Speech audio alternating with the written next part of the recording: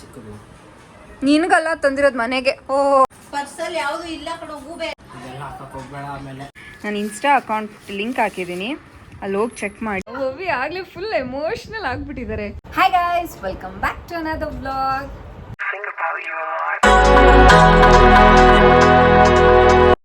So ನನ್ನ ತಮ್ಮ ಹಾಸ್ಟೆಲ್ಗೆ ಹೋಗೋಕ್ಕೆ ಇನ್ನು 3 days ಅಷ್ಟೇ ಉಳಿದಿರೋದು. ಹಾಗಾಗಿ ಪ್ಯಾಕಿಂಗ್ನೆಲ್ಲ ಇವತ್ತಿಂದನೇ ಶುರು ಮಾಡಿದ್ದೀವಿ, ಸೊ ದಟ್ ನಾವು ಲಾಸ್ಟ್ ಮೂಮೆಂಟಲ್ಲಿ ಏನೂ ಮಿಸ್ ಮಾಡಬಾರ್ದು ಅಂತ. ಒಂದ್ಸಲಿ ಅವ್ನು ಹಾಸ್ಟೆಲ್ಗೆ ಹೋದ ಅಂದರೆ 4-5 months ನಮಗೂ ಅವನಿಗೂ ಫಿಸಿಕಲಿ ಯಾವ ಕನೆಕ್ಷನ್ಸು ಇರಲ್ಲ. ಏನಿದ್ರು ಕಾಲ್ ಮಾಡ್ತಾನೆ, ಅವಾಗ ಕಾಂಟ್ಯಾಕ್ಟ್ ಮಾಡ್ತೀವಿ, ಅಷ್ಟು ಬಿಟ್ಟರೆ ಇನ್ನು ನೋಡೋದಕ್ಕೆ ತುಂಬ ದಿನ ಕಾಯಬೇಕಾಗುತ್ತೆ ನಾವು ಅವನ್ನ. ಹಾಗಾಗಿ ಒಂದು ಹಾಸ್ಟೆಲಲ್ಲಿ ಮಗು ಇರುತ್ತೆ ಅಂತಂದರೆ ಬೇಸಿಕ್ ಫುಡ್ಡು ಮತ್ತು ಶೆಲ್ಟರ್ ಇದ್ದೇ ಇರುತ್ತೆ. ಅದು ಬಿಟ್ಟು ಇನ್ನೇನೇನು ನೆಸೆಸಿಟಿ ಇದೆ ಅದನ್ನೆಲ್ಲ ಕಂಪ್ಲೀಟಾಗಿ ತೋರಿಸ್ಕೊಡ್ತಾ ಹೋಗ್ತೀನಿ. ಹಾಗಾಗಿ ಇದೊಂದು ಡಿಫ್ರೆಂಟ್ ವಿಡಿಯೋ ಆಗಿರುತ್ತೆ. ನಿಮಗೇನಾದರೂ ಈ ವಿಡಿಯೋ ಇಷ್ಟ ಆಯಿತು ಅಂದರೆ ಲೈಕ್ ಮಾಡಿ. ಇನ್ನೂ ಯಾರು ಚಾನಲ್ನ ಸಬ್ಸ್ಕ್ರೈಬ್ ಮಾಡ್ಕೊಂಡಿಲ್ಲ ಅಂದರೆ ಫಸ್ಟ್ ಹೋಗಿ ಸಬ್ಸ್ಕ್ರೈಬ್ ಮಾಡ್ಕೊಳ್ಳಿ. ಫಸ್ಟ್ ಶಾಪಿಂಗ್ ಏನೇನು ಮಾಡ್ಕೊಂಡು ಬಂದ್ವಿ ಅಂತ ತೋರಿಸ್ಬಿಡ್ತೀನಿ. ಶಾಪಿಂಗ್ ಅಂದರೆ ಏನಂತ ದೊಡ್ಡ ಭರ್ಜರಿ ಶಾಪಿಂಗ್ ಎಲ್ಲ ಏನಿಲ್ಲ, ಬೇಸಿಕ್ ನೀಡ್ಸ್ ಏನೇನಿದೆ ಹಾಸ್ಟೆಲ್ ಮಕ್ಕಳಿಗೆ. ಸೊ ಫಸ್ಟು ನಾವು ತೊಗೊಂಡಿದ್ದು ಶಾರ್ಟ್ ಸ್ಲೀವ್ ಕ್ರಿಯೋನೆಕ್ ಟೀ ಶರ್ಟ್. ಇದು ಸಿಂಥೆಟಿಕ್ ಮೆಟೀರಿಯಲ್.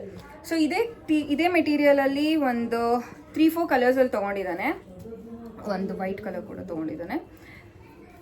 ಏನಕ್ಕೆ ಅಂತಂದರೆ ನನ್ನ ತಮ್ಮ ಇರೋದು ಕೋಸ್ಟಲ್ ರೀಜನಲ್ಲಿ, ಅಲ್ಲಿ ಹ್ಯೂಮಿಡ್ ತುಂಬ ಇದೆ, ತುಂಬ ಸೆಕೆ ಆಗುತ್ತೆ. ಹಾಗಾಗಿ ಸಿಂಥೆಟಿಕ್ ಮೆಟೀರಿಯಲ್ ಅಥವಾ ಕಾಟನ್ ಮೆಟೀರಿಯಲ್ನೇ ಅವ್ನು ಪ್ರಿಫರ್ ಮಾಡೋದು. Easy to wear and easy to wash ಅಂತ.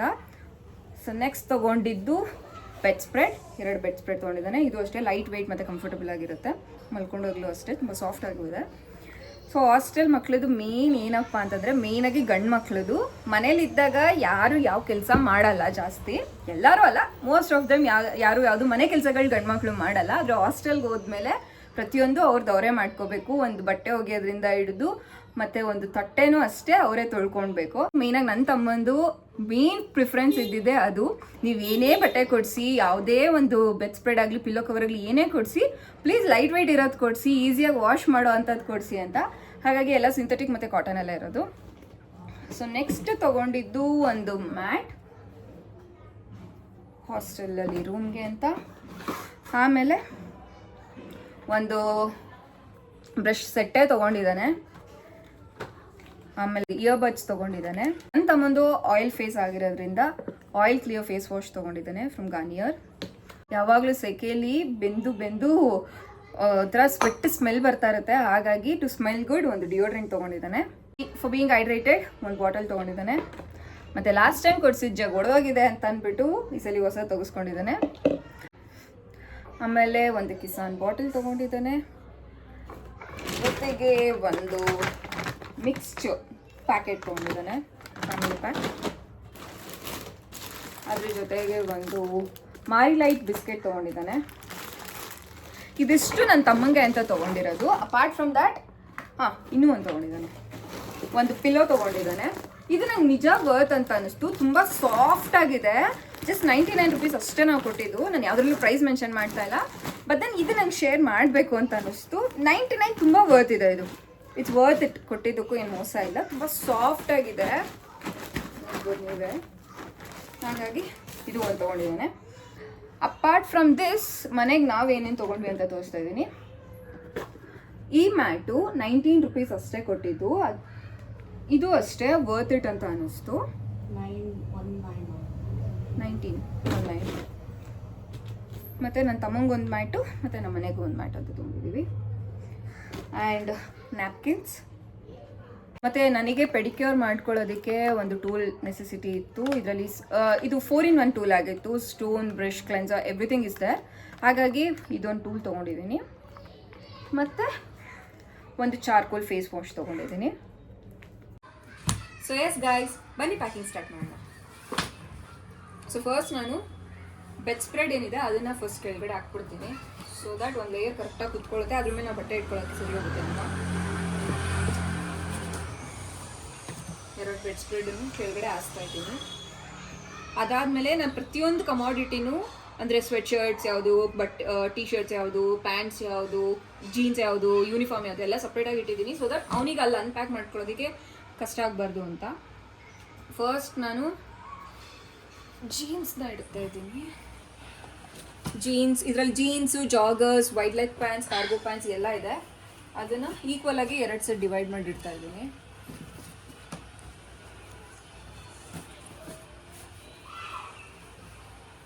ಅದಾದಮೇಲೆ ಒಂದು ಕಡೆ ಯೂನಿಫಾರ್ಮ್ನ ಇಡ್ತಾ ಇದ್ದೀನಿ. ಸೊ ನನ್ನ ತಮ್ಮಂಗೆ ಯೂನಿಫಾರ್ಮ್ ಇರೋದ್ರಿಂದ ಅವನಿಗೆ ಕಾಲೇಜಿಗೆ ದಿನಾ ಕಲರ್ ಡ್ರೆಸ್ ಹಾಕೊಂಡು ಹೋಗೋ ಸಮಸ್ಯೆ ಇಲ್ಲ. ಕಾಲೇಜಿಗೆ ದಿನಾ ಒಂದೊಂದು ಬಟ್ಟೆ ಹಾಕೊಂಡು ಹೋಗೋ ಒಂದು ಕಷ್ಟ ಇಲ್ಲ. ಆರಾಮಾಗಿ ಯೂನಿಫಾರ್ಮ್ನೇ ಹಾಕೊಂಡು ಹೋಗ್ಬೋದು, ಅದನ್ನೇ ಬಂದು ವಾಶ್ ಮಾಡ್ಕೊಂಡ್ರೆ ಅದಾಗುತ್ತೆ. ಸೊ ದಟ್ ಅವನಿಗೆ ಹಾಸ್ಟೆಲಲ್ಲಿ ಇದ್ದಾಗ ಮಾತ್ರ ಕಲರ್ ಡ್ರೆಸ್ ಅವಶ್ಯಕತೆ ಇದೆ. ಸೊ ಅದಕ್ಕೆ ಅವ್ನು ಜಾಸ್ತಿ ಡೈಲಿ ವೇರ್ಸ್, ರೆಗ್ಯುಲರ್ ವೇರ್ಸ್ನ ತೊಗೊಂಡಿರೋದು. ಯಾವುದು ಅಂತ ಜಾಸ್ತಿ ಈವೆಂಟ್ಗೆ ಹಾಕೊಂಡು ಹೋಗೋವಂಥದ್ದು, ಯಾವ್ದಾದ್ರು ಫಂಕ್ಷನ್ಗೆ ಹಾಕೊಂಡು ಹೋಗೋವಂಥದ್ದು ಆ ಥರದ್ದು ಯಾವುದು ತೊಗೊಂಡಿಲ್ಲ. ನಾರ್ಮಲ್ ವೇರ್ಸು ಜಾಸ್ತಿ ಇರೋದು. ಸೊ ನೆಕ್ಸ್ಟ್ ಅದ್ರ ಮೇಲೆ ಟ್ರ್ಯಾಕ್ ಪ್ಯಾಂಟ್ಸ್ ಎಲ್ಲ ಸಿಂಥೆಟಿಕ್ ಆಗಿರೋದ್ರಿಂದ ಅದಕ್ಕೇನು ಅಷ್ಟು ಜಾಗ ಬೇಕಾಗಲ್ಲ. ಸೊ ದಟ್ ಸೈಡಲ್ಲೇ ಅಡ್ಜಸ್ಟ್ ಮಾಡಿಟ್ರೆ ಸಾಕಾಗುತ್ತೆ. ಸೊ ಅದಕ್ಕೆ ಅಂತಲೇ ಒಂದು ಕಂಪಾರ್ಟ್ಮೆಂಟ್ ಬೇಕಾಗಲ್ಲ, ನೀಟಾಗಿಟ್ಟರೆ ಅದೇ ಸಾಕಾಗುತ್ತೆ. ಅಷ್ಟೇ ಸ್ಪೇಷಿಯಸ್ ಆಗಿ ಜಾಗ ಉಳಿಸ್ಬೋದು. ಒಂದು ಸೈಡಲ್ಲಿ ಇಟ್ಟಿದ್ದೀನಿ. ಅದಾದಮೇಲೆ ಸೊ ಸಿಂಥೆಟಿಕ್ ಟೀ ಶರ್ಟ್ಸ್ ಆವಾಗಲೇ ತೋರಿಸೋದಲ್ಲ ಆ ಥರದ್ದು ಸುಮಾರಿದೆ, ಅದೇ ಜಾಸ್ತಿ. ಇದೆಲ್ಲ ಎವ್ರಿಡೇ ವೇರ್, ಅದನ್ನೆಲ್ಲ ಒಂದು ಕಡೆ ಇಡ್ತಾ ಇದ್ದೀನಿ. ಆದಮೇಲೆ ಹುಡಿ, ಟೀ ಶರ್ಟ್ಸ್, ಸ್ವೆಟ್ ಶರ್ಟ್ಸ್ ಇದೆಲ್ಲ ಇದೆ. ಇದು ತುಂಬ ಕಮ್ಮಿ ಅವ್ನು ಯೂಸ್ ಮಾಡೋದು. ಏನಾದರೂ ಮಳೆಗಾಲ ಬಂತು, ಚಳಿಗಾಲ ಬಂತು ಅಂದಾಗ ಮಾತ್ರ ಇದನ್ನ ಹಾಕೊತಾನೆ.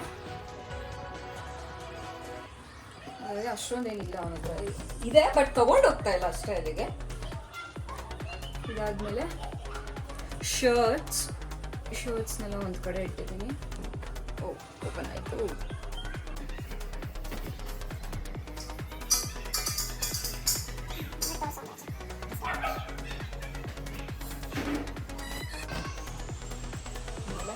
ರೆಗ್ಯುಲರ್ ಟೀ ಶರ್ಟ್ಸ್ ಇದೆ, cotton T shirts.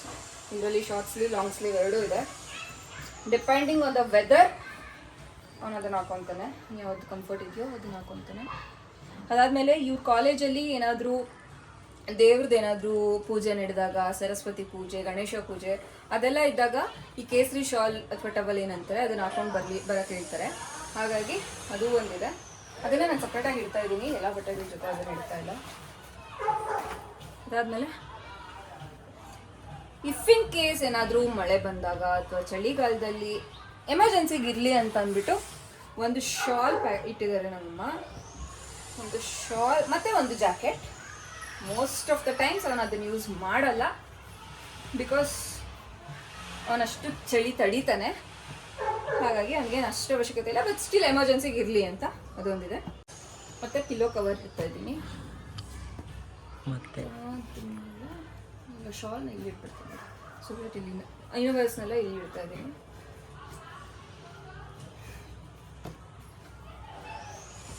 And shorts ಒಂದಿದೆ, ಅದನ್ನು ಇಲ್ಲಿ ಇಡ್ತಾ ಇದ್ದೀನಿ.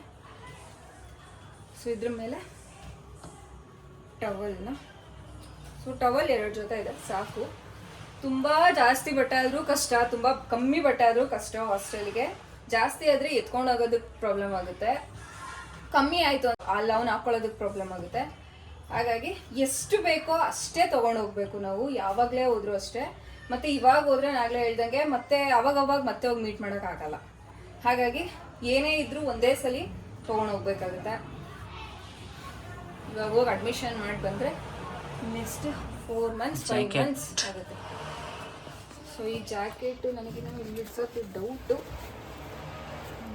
ಒಂದು ಜಾಕೆಟ್ ಇದ್ರ ಮೇಲೆ ಇಡ್ತಾ ಇದ್ದೀನಿ, ಆಗುತ್ತಾ? ಆಗುತ್ತೆ. So yes, suitcase 1 pack ಆಗಿದೆ. ಇನ್ನು ಸೂಟ್ ಕೇಸ್ ನಂಬರ್ 2 ಬಾಕಿ ಇದೆ. ಅದನ್ನು ನೆಕ್ಸ್ಟ್ ಕಂಟಿನ್ಯೂ ಮಾಡೋಣ. Suitcase 1 is done finally. So yes, packing ಮತ್ತೆ ಕಂಟಿನ್ಯೂ ಆಗ್ತಿದೆ.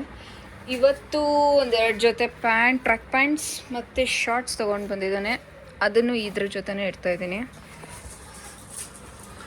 ಸೊ ಒಂದು ಸೂಟ್ ಕೇಸಲ್ಲಿ ಫುಲ್ ಬಟ್ಟೆ ಎಲ್ಲ ಆಗಿದೆ. ಈ ಕಡೆ ಇನ್ನೊಂದು ಸೂಟ್ ಕೇಸಲ್ಲಿ ಒಂದು ಬ್ಲ್ಯಾಂಕೆಟ್ ಇಟ್ಕೊಂಡಿದ್ದಾನೆ, ಮಳೆ ಬಂದಾಗ ಬೇಕಾಗುತ್ತೆ ಅಂತ. ಹಾಸ್ಟೆಲಿಂದ ಕಾಲೇಜಿಗೆ ಓಡಾಡೋಕ್ಕೆ ಒಂದು ಛತ್ರಿ ಮತ್ತು basic soap, brush, medikit box ಮತ್ತು ಮಾತ್ರೆ ಬಾಕ್ಸ್. ಇದು ತುಂಬ ಇಂಪಾರ್ಟೆಂಟ್ ಎಮರ್ಜೆನ್ಸಿಗೆ. ಮತ್ತು ಹೀಟರ್, ನೀರು ಕಾಯಿಸ್ಕೊಳ್ಳೋದಕ್ಕೆ. ಮತ್ತು ಕುಂಕುಮ ಇದಂತೂ ಅವ್ನು ಮರ್ಯಾದೆ ಇಲ್ಲ, ಯಾವಾಗ್ಲೂ ದಿನಾ ಕುಂಕುಮ ಇಟ್ಕೊಂಡೇ ಅವ್ನು ಹೋಗೋದು ಸ್ಕೂಲ್ಗೆ. ಇವಾಗ ಕಾಲೇಜ್ಗೂ ಅದೇ ರೂಢಿಯಾಗಿದೆ, ಹಾಗಾಗಿ ಕುಂಕುಮದ ಡಬ್ಬ, ಸ್ವಲ್ಪ ಪೌಡರ್, ಆಮೇಲೆ ನಂಗೆ ಒಂದೇ ಸಾಕಮ್ಮ, ಇದು ಬೇಡ ಚಿಕ್ಕದು. ನಿನಗಲ್ಲ ತಂದಿರೋದು ಮನೆಗೆ. ಓ, ಮತ್ತು ಈ ಕಂಪಾರ್ಟ್ಮೆಂಟಲ್ಲಿ ಡಾಕ್ಯುಮೆಂಟ್ಸ್ ಎಲ್ಲ ಇಟ್ಕೊಂಡಿದ್ದಾನೆ. ಏನು ಓಪನ್ ಮಾಡೋಕ್ಕಾಗ್ತಾಯಿಲ್ಲ, ಇದು ಓಪನ್ ಮಾಡಪ್ಪ. ಎಲ್ಲ ಫೈಲ್ಸ್ ಎಲ್ಲ ಇದ್ರೊಳಗಿದೆ, ಏನೇನು ಡಾಕ್ಯುಮೆಂಟ್ಸ್ ಬೇಕು ಎಲ್ಲ, ಲಾಸ್ಟ್ ಇಯರ್ ಡಾಕ್ಯುಮೆಂಟ್ಸ್, ಮತ್ತು ಇವಾಗ ಏನೇನು ನೆಸೆಸಿಟಿ ಇದೆ ಅಡ್ಮಿಷನ್ ಮಾಡೋದಕ್ಕೆ ಅದೆಲ್ಲ ಇದರೊಳಗೆ ಇಟ್ಕೊಂಡಿದ್ದಾನೆ. ಆ್ಯಂಗರ್ನ ಅದರೊಳಗೆ ಇಡ್ತೀಯ ನೋಡು. ಬೇಡ ಬೇಡ, ಅದು ಇದು ಹೊಡೆಯುತ್ತೆ. ನೆಕ್ಸ್ಟ್ ಮೈ ವಾಟರ್ ಬಾಟಲ್ ನೋಡಿ, ಜಿಮ್ದು ವಾಟರ್ ಬಾಟಲ್ ತಗೊಂಡ್ಬಂದು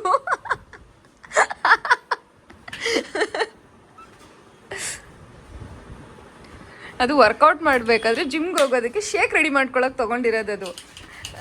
ಅದನ್ನೇ ಇಟ್ಕೊಂಡು ನೀನೇನು ಮಾಡ್ತೀಯ ಹಾಸ್ಟೆಲಲ್ಲಿ? ಶೇಕ್ ಮಾಡ್ಕೊಂಡು ಕುಡಿತೀನಿ, ಮಿಲ್ಕ್ ಶೇಕ್ ಮಾಡ್ಕೊಂಡು ಕುಡಿತೀನಿ. ಆಯ್ತು ಕುಡಿಯಪ್ಪ. ಒಂದು ಬ್ಯಾಟ್ ತೊಗೊಂಡಿದ್ದಾನೆ, ಅದಕ್ಕಿನ್ನ ಏನದು ದಾರ ಹಾಕ್ಬೇಕು, ಸುತ್ತಬೇಕಲ್ಲ, ದಾರ ಸುತ್ತಿಲ್ಲ. ಪರ್ಸಲ್ಲಿ ಯಾವುದು ಇಲ್ಲ ಕಣೋ ಗೂಬೆ.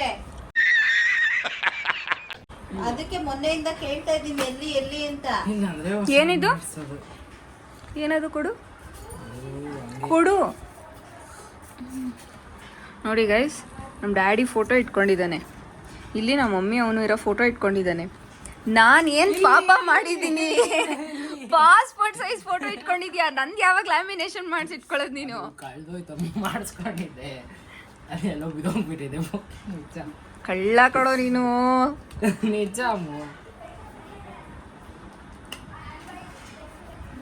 ಸ್ಟಾರ್ಟಿಂಗ್ ಅಲ್ಲಿ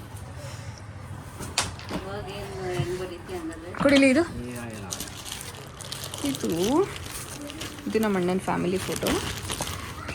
ಆದರೆ ಇದು ನನ್ನ ಮಂಡಲ ಆರ್ಟ್ ಕಲೆಕ್ಷನ್ಸ್. ನಿಮ್ಗೆ ಏನಾದರೂ ಇಷ್ಟ ಆಯಿತು ಅಂದರೆ ಕಮೆಂಟ್ ಮಾಡಿ, ಇಲ್ಲ ನಾನು ಇನ್ಸ್ಟಾ, ಹೌದು ಇದೆ, ವಿಡಿಯೋ ನೋಡ್ತಿರೋರು ಯಾರಿಗಾದ್ರೂ ಇದ್ರ ಬಗ್ಗೆ ಇಂಟ್ರೆಸ್ಟ್ ಇತ್ತು ಅಂದರೆ ನಾನು ಇನ್ಸ್ಟಾ ಅಕೌಂಟ್ ಲಿಂಕ್ ಹಾಕಿದ್ದೀನಿ, ಅಲ್ಲಿ ಹೋಗಿ ಚೆಕ್ ಮಾಡಿ. ನಾನು ಮಾಡಿರೋ ಆರ್ಟ್ಸ್ ಎಲ್ಲ ಇದರಲ್ಲಿ ಇದೆ, ನೀವು ಹೋಗಿ ನೋಡಿದ್ರೆ ಸಿಗುತ್ತೆ. ಇದೆಲ್ಲ ನಾನು ಮಾಡಿರೋ ಆರ್ಟ್ ವರ್ಕ್. ಆ ಕಾಲೇಜ್ಗೆ ಹೋಗ್ಬೇಕಾದ್ರೆ ತುಂಬ ಟೈಮ್ ಇರ್ತಿತ್ತು, ಮಾಡ್ತಿದ್ದೆ. ಆದರೆ ಇವಾಗ ಅಷ್ಟು ಟೈಮ್ ಸಿಗ್ತಾ ಇಲ್ಲ ಮುಂಚೆ ಥರ.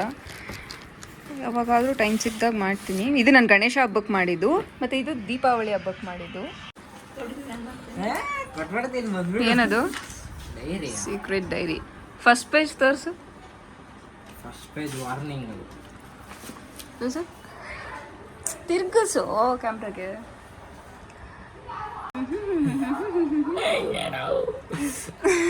ನಾವು ಮಾಡನ್ ಕೈ ಲಾಕ್ ಆಗಿ ಈ ಡೈರಿಗ ಏನಂದ್ರು ಆಮೇಲೆ? ಏನು ಹೋದ್ರು ನಿಮ್ಗೆ ಹೇಳಿದ್ನಲ್ಲಮ್ಮ. ಆಮೇಲೆ ಏನು ಬರ್ದಿದ್ದೆ? ಏನು ಮಾಡ್ತಿದೆ ಅದ ಸೀಕ್ರೆಟ್ ಕಳ್ಳ. ಆಮೇಲೆ ಈಗ ಕೇಳಿದ್ರು, ಎಂತ ಮಾರೇ ಓದ್ಲಿಕ್ಕೆ ಬಂದಿರೋದು ಅಂತ. ಆಮೇಲೆ ಸುಮ್ಮನೆ ಆದ್ರು, ನಾನು ಸುಮ್ಮನೆ ಆದೆ. ಇದೆಲ್ಲ ಹಾಕಕ್ ಹೋಗ್ಬೇಡ ಆಮೇಲೆ.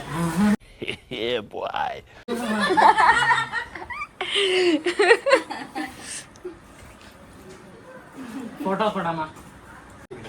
ಹೆಂಗ್ ಫೀಲ್ ಆಗ್ತಾ ಇದೆ ಬೆಂಗಳೂರು ಬಿಟ್ಟು ಹೋಗ್ತಾ ಇರೋದಕ್ಕೆ, ವಾಪಸ್ ಹಾಸ್ಟೆಲ್ಗೆ ಹೋಗ್ತಾ ಇರೋದಕ್ಕೆ? ಒಂಥರ ಖುಷಿ, ಒಂಥರ ಬೇಜಾರು. ಒಂಥರ ಬೇಜಾರು. ಏನು ಖುಷಿ? ಖುಷಿ ಅಂದ್ರೆ ಒಂದು ದೂರ ಇರ್ತಾರೆ ಫ್ರೆಂಡ್ಸ್ಗಳೆಲ್ಲ. ಹಾಸ್ಟೆಲ್ ಬಾಯ್ಸಾ ಅಥವಾ ಕಾಲೇಜ್ ಬಾಯ್ಸಾ? ಬಾಯ್ಸ್. ಬಾಯ್ಸಾ ಗರ್ಲ್ಸಾ? ಫಸ್ಟ್ ಅದನ್ನ ಕೇಳಬೇಕು. ಬಾಯ್ಸನ ಹಾಸ್ಟೆಲ್ ಏನಕ್ಕೆ ಬೇಜಾರು? ಬೇಜಾರು ಅಂದ್ರೆ ಅಲ್ಲಿ ಇಲ್ಲಿರೋ ಥರ ಫ್ರೀ ಇರಲ್ಲ. ಫ್ರೀ ಇರಲ್ಲ, ಗ್ರಿಲ್ ಹಾಕಿ ಕೇಳ್ತಾರೆ, ಮೇನ್ ಆಗಿ ಫೋನ್ ಇರಲ್ಲ, ಜೈಲ್ ಥರ ಇರುತ್ತೆ ಅಲ್ಲಿ, ಕಂಬಿಗಳೆಲ್ಲ ಹಾಕಿ ಆಚೆ ಹೋಗಿ ಬಿಡಲ್ಲ. ಇಷ್ಟ ಬಂದಂಗೆ ಇರಕ್ಕೆ ಬಿಡಲ್ಲ ಅಷ್ಟೇ. ಇಷ್ಟ ಬಂದಂಗೆ ಇರಕ್ ಬಿಡಲ್ಲ. ನಾನ್ ವೆಜ್ ಇರಲ್ಲ, main non veg. Phone non veg ಎರಡು. ಫೋನ್ ಇಲ್ಲದೆ ಇರ್ಬೋದು, ನಾನ್ ವೆಜ್ ಇಲ್ಲದೆ. ಏನ ತುಂಬ ಮಿಸ್ ಮಾಡ್ಕೊತೀಯ ಅಲ್ಗೋದ್ಮೇಲೆ? ಜಾಸ್ತಿ ಮಾತಾಡಿದ್ರೆ ಹತ್ಬಿಡ್ತಾನೆ, ಸಾಕ್ಬಿಡಿ. ಇಲ್ಲಿ ತೋರಿಸ್ಬೇಕು ನಾನು. ಒಬ್ಬಿ ಆಗ್ಲೇ ಫುಲ್ ಎಮೋಷ್ನಲ್ ಆಗ್ಬಿಟ್ಟಿದ್ದಾರೆ, ಕಣ್ಣು ತುಂಬ ನೀರು ತುಂಬ್ಕೊಂಡ್ಬಿಟ್ಟಿದ್ದಾರೆ. ಇವೇನು ಫಸ್ಟ್ ಇಯರ್ ಅಲ್ಲ, ಅವನು ಆಲ್ರೆಡಿ 1 ಇಯರ್ ಕಂಪ್ಲೀಟ್ ಮಾಡಿದ್ದಾನೆ ಹಾಸ್ಟೆಲಲ್ಲಿ, ಹಾಸ್ಟೆಲ್ ಲೈಫ್ ನೋಡಿದ್ದಾನೆ. ಆದರೂ ನಮ್ಮ ಮಮ್ಮಿಗೆ ಅವನು ಎಷ್ಟೇ ಸಲ ವಾಪಸ್ ಬಂದ್ರೂ ಅಷ್ಟೇ, 1 ತಿಂಗಳಿಗೆ ಅವ್ನು ವಾಪಸ್ ಬರಲಿ ಮತ್ತೆ ಕಳಿಸ್ಬೇಕಾದ್ರೆ ಇದೇ ಫೇಸೇ ಮಾಡ್ಕೊಂಡು ಹಿಂಗೆ ಹತ್ಕೊಂಡೇ ಕಳ್ಸೋದವರು. Mom being ma'am.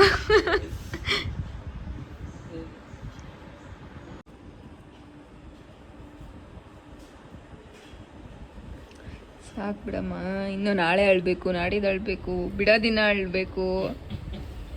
ಕಣ್ಣೀರೆಲ್ಲ ಈಗಲೇ ಖಾಲಿ ಮಾಡ್ಕೋಬಿಡ.